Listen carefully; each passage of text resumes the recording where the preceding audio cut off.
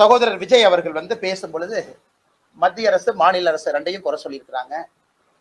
What bro, why bro, ஏன் bro நீங்க உங்களுக்குள்ள எல்கேஜி பசங்க மாதிரி சண்டை போட்டுக்கிறீங்க.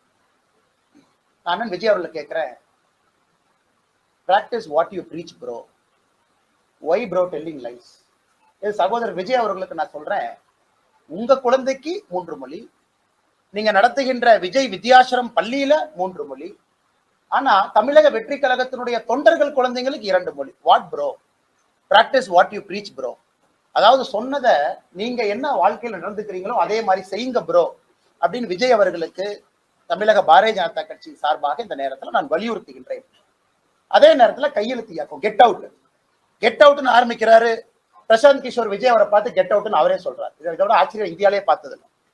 கெட் அவுட் ஆரம்பிச்சு ஒரு நிமிஷத்துல அருமை அண்ணன் பிரசாந்த் கிஷோர் அவர்கள் பக்கத்துல இருக்கிறாங்க. எல்லாம் கெட் அவுட்னு கையெழுத்து போடுங்க. உன்னை ஆதவ அர்ஜுன் அவர் கையெழுத்து போடுறாரு, அண்ணன் புஷி ஆனந்த் அவர் கையெழுத்து போடுறாரு. உன்னை பிரசாந்த் கிஷோர் அவர் நான் கெட் அவுட்னு சொல்லிட்டு கையெழுத்து போடாம எஸ்கேப் ஆகி போயிட்டார். அதனால இந்த கெட் அவுட் ஆரம்பித்த 30 செகண்ட்லயே இந்த கெட் அவுட்டுக்கான என்ன மரியாதை என்பது விஜய் அவர்களுக்கு ஆலோசனை சொல்லக்கூடிய சகோதரர் பிரசாந்த் கிஷோர் அவருடைய நடவடிக்கை நமக்கு காண்பித்து கொடுத்துருச்சு. அதனால இந்த கெட் அவுட் இதெல்லாம் ஒரு காரணத்திற்காக இருக்க வேண்டும். எங்கேயும் யாரும் எந்த மொழியும் திணிக்கல.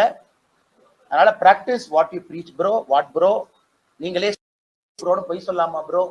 அதனால அருமை சகோதரர் விஜய் அவர்கள் இதை செய்ய வேண்டாம் என்று அன்போடு வலியுறுத்தி, அதன் பிறகு பத்திரிகை நண்பர்களுக்கு கேள்வி இருக்கும். கேள்வி